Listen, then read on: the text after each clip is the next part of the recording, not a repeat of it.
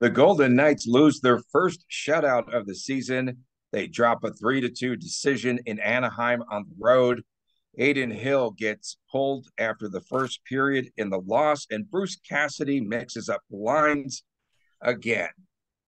You're Locked On Golden Knights, your daily podcast on the Vegas Golden Knights, part of the Locked On Podcast Network. Your team every day.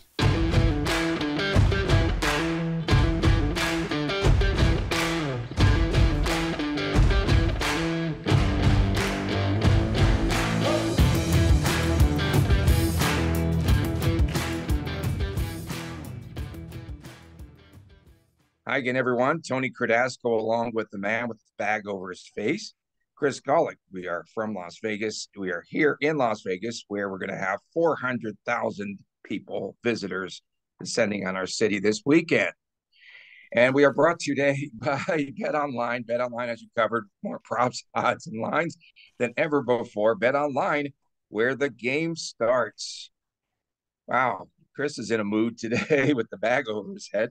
And so taking a selfie right now. So VGK spots the Ducks a couple of first period goals. Then Mark Stone scores shorthanded. And later, Ben Hutton off of a Duck skate. It was a 2-2 game. And then no goals in OT. And then they lose the shootout. John Gibson was the story of the night, to be fair, in the game. Surprisingly, because we were blasting him yesterday. Of course. 49 saves in regulation, and then he also had a couple of saves, I think, in the OT period. VGK, let's start off with the power play disappointment last night. They didn't play well, and I couldn't understand why they replaced Michael Amadio in the game with Nick Roy. Wow. And in a 5-on-3 opportunity too, Chris. That, I mean, they had their chances. They had 5 power plays. One came on the tail end.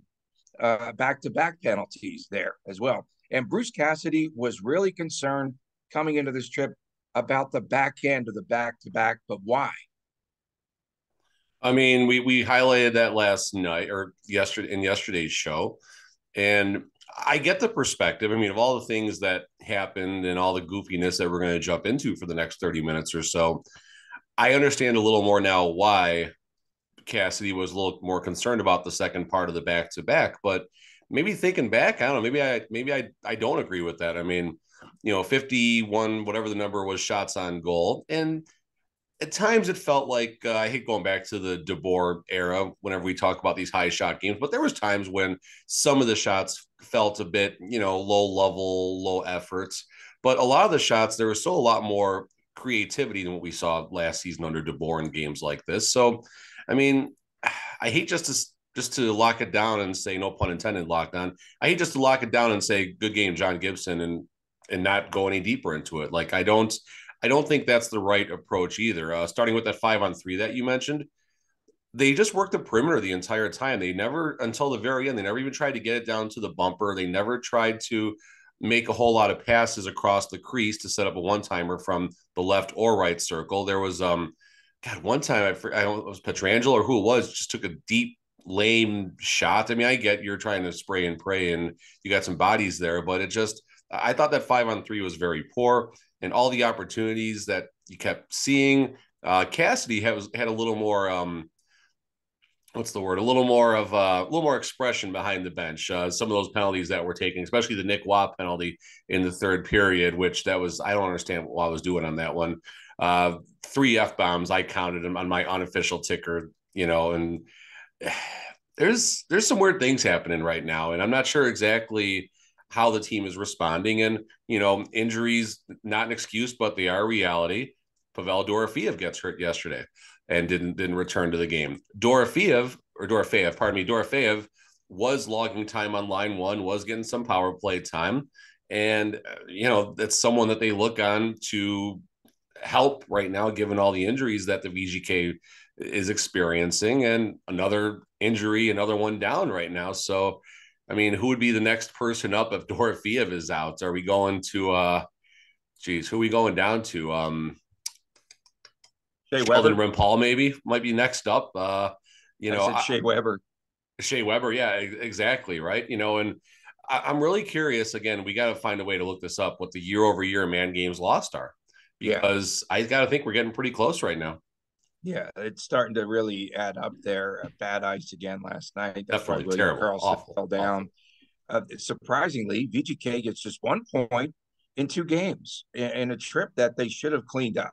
Let's face it. I mean, give us two at least. Give us two, maybe three if we get one in LA. Right, exactly.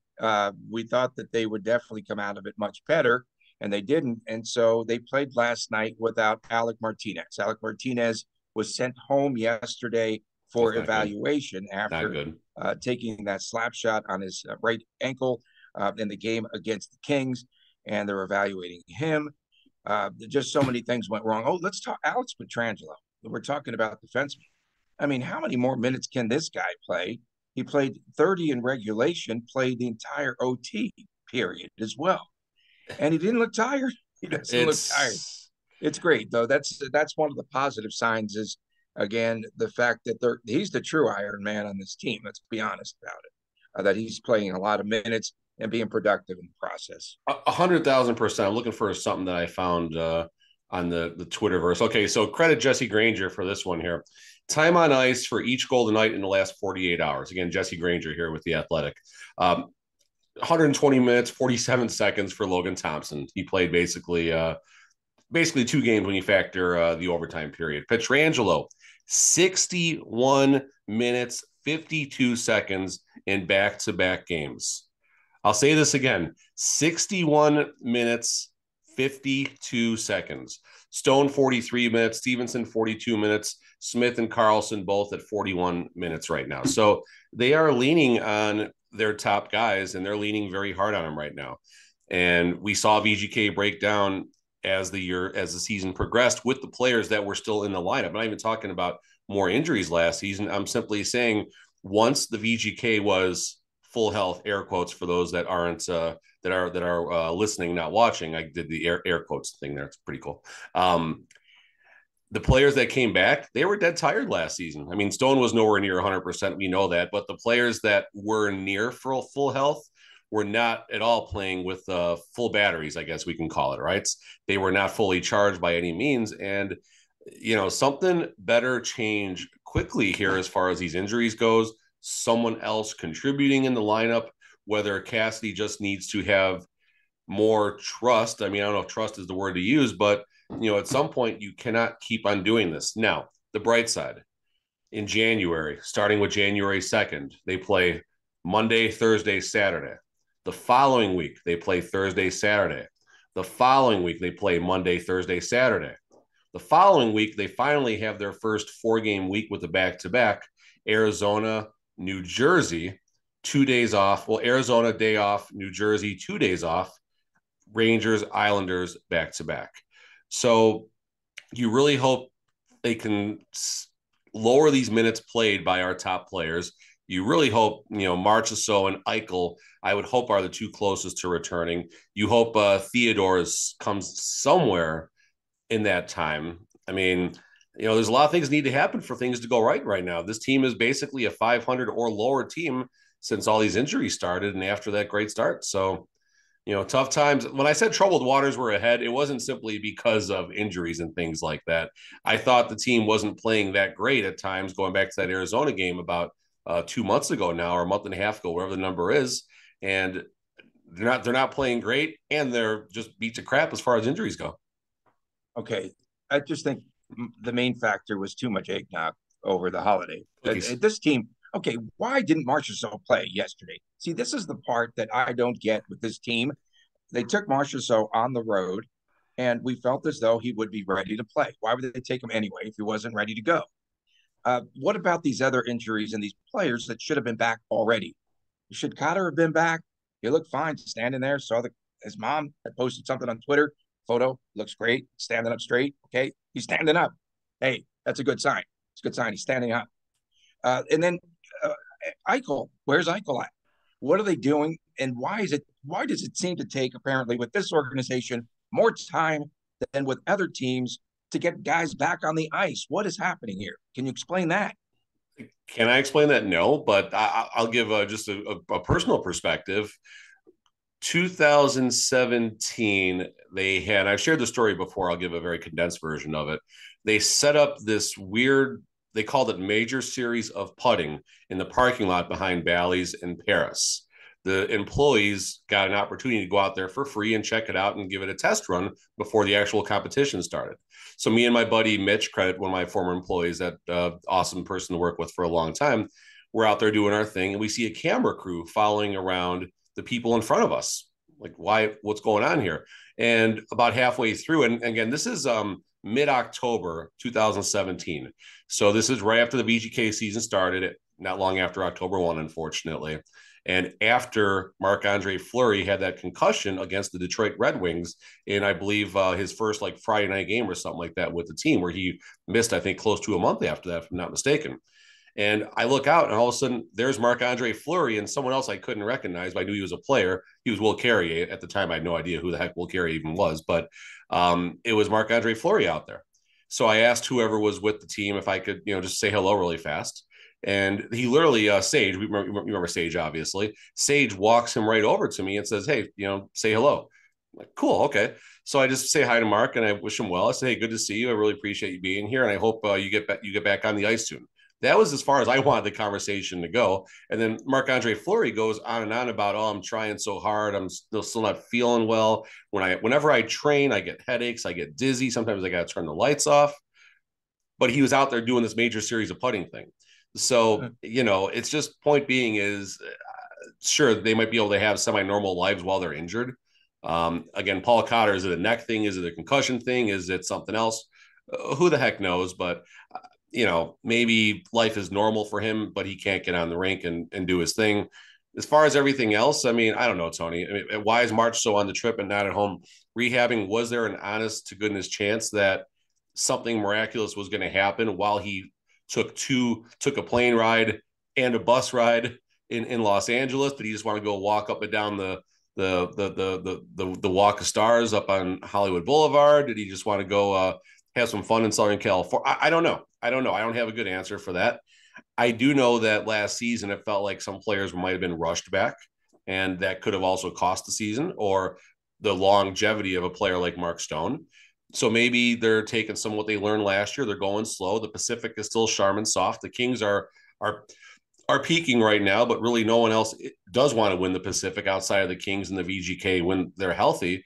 So they don't need to rush it. They don't need to rush to get a top 2 seed in this division. If they get the 3rd seed, listen, give us the 3rd seed. We'll be on the road in the first round. Perfect. Give us the 3rd. Give us WC 1 or 2, wild card 1 or 2. We don't want to win the division. Okay, this team is very much a mid team against the Pacific Division. Partially under 500 now, right? Official. Well, technically, it's not a loss last. Technically, it's 5-5-2, right? Technically now, but they're just. Could it be because Bruce Cassidy lacks the familiarity with the Pacific Division? He's got John Stevens who can help him out, I'm sure, and take the reins there. I was surprised as well post game demeanor of Bruce Cassidy. I thought that he would be more fired up, but he wasn't as animated, or I don't think I thought he would be a lot more upset about a couple of games in which they really didn't play. Some of the things he's saying, though, Tony, we're starting to see some of his true colors. Keep going, I'll jump in, but we're starting to see some things about Cassidy right now. Okay, we want to get into that. The 7th shorthanded goal. That's such a positive, Stone, but then these dumb and he penalties. Almost got another one too. He almost got another shorty in the 3rd. Yeah, he almost did, right? And then, but dumb penalties. You talked about the one with Wah, and then Stone, the tripping penalty and OT. I just can't understand some of that. The shootout I knew was done as soon as. I mean, you're putting Zegras. Oh my God, he's better. I think he's better than Patrick Kane. He's 4 for 5 on the year now. 4 for 5 in shootouts. How did he miss? That's my question. My only question. My goodness, he's got the fastest hands that are out there today. So anyway, Cassidy, back to Cassidy. What was your impression? And what's this thing about the true colors, and why the bag over your head today? The bag was just more or less to be funny, but I'm not mad. I'm not mad or bitter. It was to drive viewership. Maybe we'll get to 300 viewers if they see me. I already did a tweet actually of a live look at myself wearing the bag. So we'll see how that goes later on. So Cassidy, let's talk about that for a second, and we'll talk about the goalie pull in the second segment specifically. But I do want to reference his statement about that. He felt that Adin Hill, using his words, should have been the most prepared player because he didn't play the night before, and said it just wasn't there for him, and he pulls him. I'll end it there. We'll talk more about that, but an interesting statement to make, especially when comparing to the Friday game against the Blues where LT did not get pulled. The other thing that he said that was strange, I thought he took a shot at Mike Amadio, and if it wasn't at Amadio, maybe I missed it, but his comments was some players, I'm paraphrasing as best I can, but with some players playing up on these higher lines, they're gaining more minutes and they have to bring it every single night. Well, Will Carrier was up on line one. Pavel Dorofeev was up on line one. I think Ronbjerg took a shift, or Lecision took a shift on line one. Like, it was a revolving door last night. Why does Amadio all of a sudden have such a short leash? Like, I get, you're scrambling a bit right now, but all Amadio's done, I think, is scored in 4 straight games and like a 5-game points drive. Again, he's been very good and very noticeable is what I'll say. I don't have the exact numbers to support that, but why are you trying to tinker with that line when the other lines aren't moving? Because you're not moving Amadio down to line 3 with Ron Bjergen, Lecision, or Kessel, or whoever he put on that third line at times. You're not making that change to have Amadio give you a spark in that line. He's not that player. But Amadio is that finishing touch that is helping line one churn. And now you're taking the best finisher as of late off of that line and putting him somewhere else. And all of a sudden you're bringing, like Will Carrier up there. Carrier is great. He's doing so many great things, but does Carrier need to be up there? And he's a lefty where Amadio's a righty. That throws things off too. Going back to other comments that were made, we saw in the game, was it the Sharks game? It was a game where Marchessault was trying to defend, and the Sabres game against Buffalo. Here we go. Alex Tuck was able to make a pass across the ice to Jeff Skinner. Jeff Skinner gets a goal. Marchessault has his stick on the blue line side instead of inside, if you will, trying to disturb the pass. Cassidy calls him out without saying his name. There's other statements that he's made about players just not simply bringing it or whatever. And listen, we love his honesty. We do love his honesty.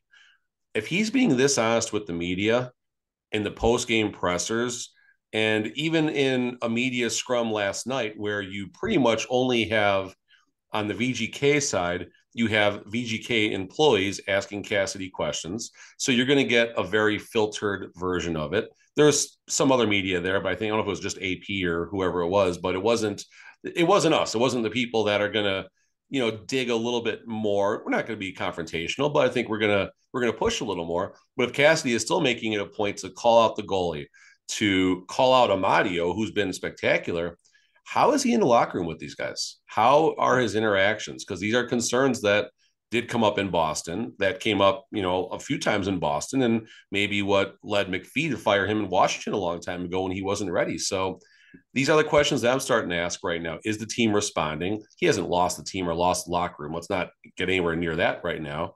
But, is there a little more to this right now? And is Cassidy adding more stress than that there needs to be? Yes, you need urgency. Yes, we need to win. We need all that stuff right now. But is now the time for Cassidy to be in there just blasting these guys? Because I got a feeling he is right now. I really do. I got a feeling Cassidy is absolutely blasting these guys. And it's delicate, right? And then they're back at home. They're going to have 2 or 3 days of lunches with Foley, possibly. So we'll see how that goes. Yeah, a lot of BLTs this week. And happy birthday, Mr. Bill Foley. Bournemouth just sent out a tweet. Marchessault's birthday was the other day yesterday, too, right? And he couldn't play. That's why he didn't play, Tony. 2 days ago. He was on PTO. All right. Coming up next, we're going to be talking, digging a little bit deeper about Cassidy pulling Adin Hill. I will talk about that performance or lack thereof, giving up a couple of goals on just 5 shots. Stay with us right here on Locked On Golden Knights. BetOnline.net is your #1 source for all your sports betting information, for all your statistics, your news, all of that, analysis, and much, much more. And you could get the latest odds and trends for every professional and amateur league that's out there. From football to college bowl games, basketball to the NHL, we've got it all. We've got you covered at betonline.net. If you love sports podcasts, you can even find those at BetOnline as well. We're always the fastest, the easiest way to get your betting information. Head to the website today or use your mobile device to learn more. BetOnline, where the game starts. Welcome back from Las Vegas, Tony Cardasco and Chris Golick. Thanks for making us your first listen each and every day. You can find us on Twitter at Tony Dasco, at TD Chris G, at Mr. Bag Over His Head. And also make sure that you subscribe to our YouTube channel. And again, we appreciate all of your comments there. And make sure that you line up the comments we need a banger tomorrow for the finale of the year of our WTF, What the Friday segment. I think we need something really good to send us out on the right note and to start the new year. So right before Bruce Cassidy pulls Adin Hill from net last night, I'm watching in the first period, right? I was watching the Ducks feed, right, Chris? And on the feed, right before this happens, there was a shot that goes left and it misses the net. And Adin Hill is overplaying to the right, and they showed a replay of this. And they're like, he's not following the puck very well. He had no idea where that shot was coming from. He was leaning the wrong way. And he just looked dazed and confused. I'm just going to be honest here. And that just sets it up. And then, we see that second Henrique goal where he just blasted. And it was a tough goal to give up. And I was really shocked that Cassidy just pulled him right then and there. And Cassidy afterwards saying there's something that he didn't like about the way he was in goal. But they set it up right on the Ducks feed last night, where I'm watching it, and they're like, he looked lost in space. So how does he come back from something like this? Is it time, as we mentioned on the show yesterday, for Laurent Brossoit to get a spot start, if you will? What happens to Adin Hill from here? So let's start why you pull a goalie, right? There's basically one of three boxes you're going to check when you make a goalie change. The goalie is playing terrible, gives up some bad goals. That's one box. The other box is the goalie is simply being hung out to dry, and you want to get him out of there. It's like a mercy pull, right? And then the third is kind of a hybrid of both, where you're going to pull the goalie to send a message to the players where you're hanging the goalie out to dry here, and or we need a spark. And it pisses the players off when the goalie does get pulled, because there is pride. No one wants the goalie to get pulled, starting with the goalie, going back to the defense in front and everything like that. The two goals that were given up, and now good call on the Anaheim feed. I didn't catch that. I was passively watching the first period, but I watched the second and third pretty closely. So I didn't catch the comments on the Anaheim side, nor did I see it live when it happened. So maybe there's a little more to it than what Cassidy saw as to why Cassidy said, it just wasn't there last night. But the first goal, weird angle, Adin Hill, he does what he's supposed to. He knocks it down. It kind of goes to a high danger spot off Miromanov, and Miromanov can't spot the puck. He couldn't spot it. He had to clear it. Yeah, he doesn't clear the puck. It's not entirely on Adin Hill, number one. Exactly. 100%. That was my end game there. Miromanov's a little flat-footed trying to find the puck. It happens, whatever. So, you scratch that one off, you move on. The second goal, this is a weird one, and I had an interaction. I forgot who I was talking to last night. Sorry, whoever, Mr. or Mrs. Listener, I'm sorry I'm not quoting you right now. But the second goal, if you watch the north-south replay, there was a momentary screen from Pietrangelo. Pietrangelo's not out of position, just, he's trying to get in the way of the puck. Imagine how hard it is to stop an 80 or 90 mile an hour slap shot when you see it off of the player's stick.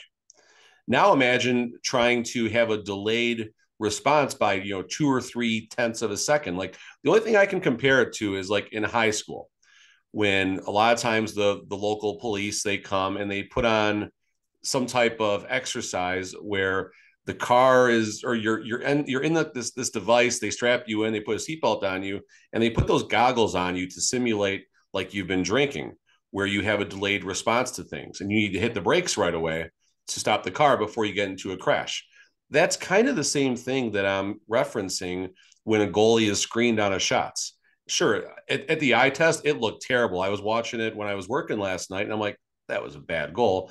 But then once I watched the replay, you understand a little bit more. Does he want to make that save? Does he want that one back? Of course. Was it a bad goal? Probably. Was it as bad as we're making it out to be? This wasn't Robin Leonard not reacting when a puck goes through his legs, okay? This wasn't anywhere near that like we experienced last season. Let's not go that far.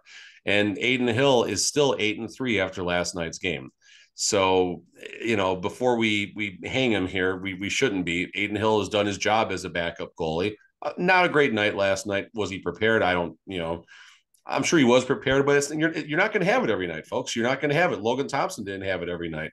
And I'll wrap this up here, but I was surprised that Logan Thompson did not get pulled in the game against St. Louis. 3 goals in an 8-minute span.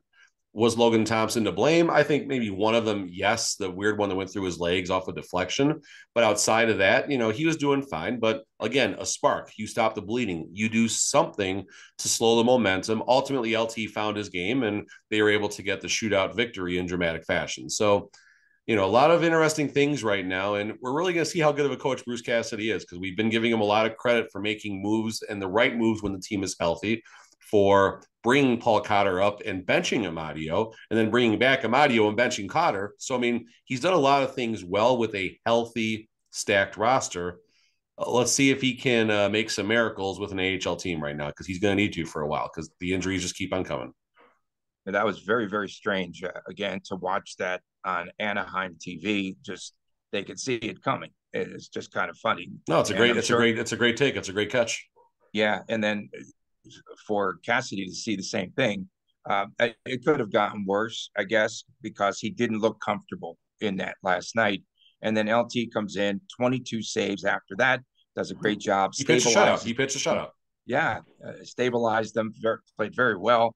And again, Cassidy saying something looked off. He said he should have been the most prepared player because he had the night off the night before. There's a lot of weight behind that quote. There is a lot of weight behind that. There's a ton of weight behind that, but I might tend to also disagree. So when was Hill's last start before that? Was it the Buffalo game, right? Was it Buffalo? Yeah, right. So he has. I thought about that too, Tony. I thought about that. How many days off? It's not just the one day, because you're coming off the 3-day holiday break, and then he played the Buffalo game. What was he off, a week? Seriously, he wasn't. Yeah, exactly. I'm not defending him, but I'm saying he wasn't off just one night. To be reality prepared. has to be acknowledged in these circumstances. And you're right. Some nights, again, you don't have it, and I'm hoping that things turn around and are better for Adin Hill, because he seems, just from the outside, and I don't know anything more, like he might be in the doghouse of late. And again, last week, Adin Hill, I felt, Bruce Cassidy, he takes some digs, and primarily at Hill. And I just don't think he's happy with the goaltending right now. I gotta be careful. I'm still learning about the lines and the media stuff and all that. And, geez, door just slammed out here. It scared me. Adin Hill, he's a fun guy to talk to behind the scenes when there's not a camera as well. And I'll say I do get the feeling that maybe there is a little more to it than that, as far as what you're saying and that relationship goes. And that's about as far as I want to go. I don't want to cross any lines that I'm not supposed to here. But the one thing that I will cite is we're talking about fighting through those screens, right? We're talking about finding ways to see the puck. So there was a play where Logan Thompson was definitely screened. No doubt about that last night. I think it was in the third or second period. But instead of just taking the screen, if you will, hoping the puck hits him, he is getting down like way low, like his body. I'm sure that it sounds funny right now, but he's getting way low. He's getting his head in a spot where he can react to the puck. And that was a big knock on Malcolm Subban, talking about injured goalies here, unfortunately, but that was a big knock on Malcolm Subban for a while when he was getting a lot of starts with the VGK in season 1. He gets screened a lot, right? And when we say you can't see it, it's hard to save it, and you kind of let the goalie off the hook a little bit on stuff like that. But as a goalie, you have to fight through those screens, whether it's simply pushing someone down in front of you, whether it's communicating with the players in front of you, or just getting your body in a place. Like you felt like Malcolm Subban would not work hard to see the puck. He would just, hope the puck hits him. Logan Thompson does work really hard to see the puck, and that was evident last night. If I can find that replay and get a still shot of it, I will. But Logan Thompson does a lot of things better than a lot of goalies in the AHL, including Adin Hill right now. Call it what it is. Another good observation by Ducks television last night. And heading into the shootout period, they said that Logan Thompson stands up too much. And then we saw Terry going 5-hole on him. So they're starting to find weaknesses, and they're starting to exploit these weaknesses in Logan Thompson. And that is going to be a concern. There we go. Exactly. And you start to see more, right? And he stands up way too much, and they're absolutely right. He doesn't stand his ground or stay in his stance or what have you. And he came out of net a couple of times in overtime and in regulation where he could have given up a rather soft goal. So we'll keep an eye on that. But really good conversation about the goaltending. Coming up next, we're going to talk about jumbled lines. There were more jumbled lines last night. What are they going to do to jumble lines in the future? Bruce Cassidy, he just likes to make a lot of changes, and he does it all on the fly. More after this on Locked On Golden Knights. You're hanging out with some friends. You're putting back a few drinks. A few becomes a few too many. As the evening comes to an end and people start to head out, you think of calling for a ride. Nah, you just live nearby. You can make it home okay. It's not a very big deal. What are the odds that you will get pulled over anyway? And even so, what's the worst that could happen? Your insurance goes up. You lose your license. You lose your job. You total your car. You kill someone. Everyone knows about all of the risks involved of driving drunk. And please refrain from doing that this weekend. Results are very tragic. They're often deadly. However, that still does not stop everyone from getting behind the wheel while under the influence. And that's why all of these police officers are out in force right now. Saw a couple of cars pulled over the last few days here. They are looking for impaired drivers, and it could be you. They're trying to save lives on our roadways here in Southern Nevada. So if you think that you're going to be okay to drive after just a few drinks, please think again and play it safe. Plan ahead to get a ride. It only takes one mistake to change your life or someone else's forever. Drive sober or get pulled over. Welcome back to Locked On Golden Knights from Las Vegas. Tony Cardasco and Chris Golick. And you can find us on Twitter at LockedOnVGK, at Tony Dasco, at TDChrisG. And please subscribe to our YouTube channel. That is Locked On Golden Knights. I want to hear, are we going to do resolutions tomorrow for you, for the players, for anything? Maybe. I don't know. That's interesting. We never know. I hate resolutions. They're dumb, but I get it. I don't make resolutions, brother. I make promises.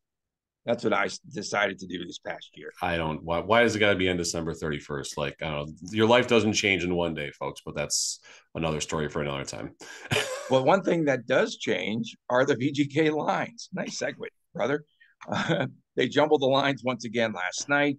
One of the key, I guess, moves was Maramanov, I think, on the top line, replacing Amadio first. And then we saw a number of other changes in succession. Yeah, I mean, Miram, I think you got mixed up because defense, offense there, but yeah, Amadio, Dorofeev, I think is who you meant to say. Dorofeev, is that what I meant to say? Yeah, Dorofeev got shifts on line one. Okay. Will Carrier got shifts on line one. Like, it was a weird revolving door, and this is something that I hinted at. I think it was on Tuesday's show or even last week. I forgot the exact day, but I'm not as concerned about the line jumbles now and what's happening. But I do wonder what's going to happen when our team is full healthy-ish. I mean, let's just pretend we have a fully healthy roster for a minute here. Is line – so I think McCrimmon said this. What we've learned about Chandler Stevenson is he is Mark Stone's center, all right? Chandler Stevenson and Mark Stone have this bond, this connection, whatever it is on the ice.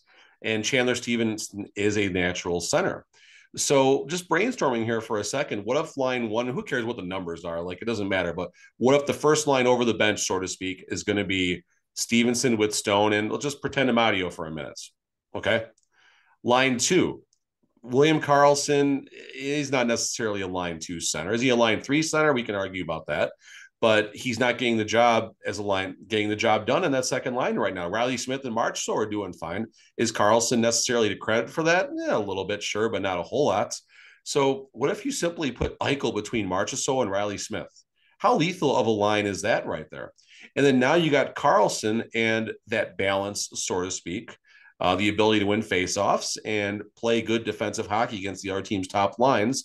And you have Carlson between something like Kessel and Cotter, or, not sure what Howden's circumstance. I haven't heard anything about Brett Howden in a long time, but let's just assume line 3 is something like Carlson, Kessel, and Paul Cotter.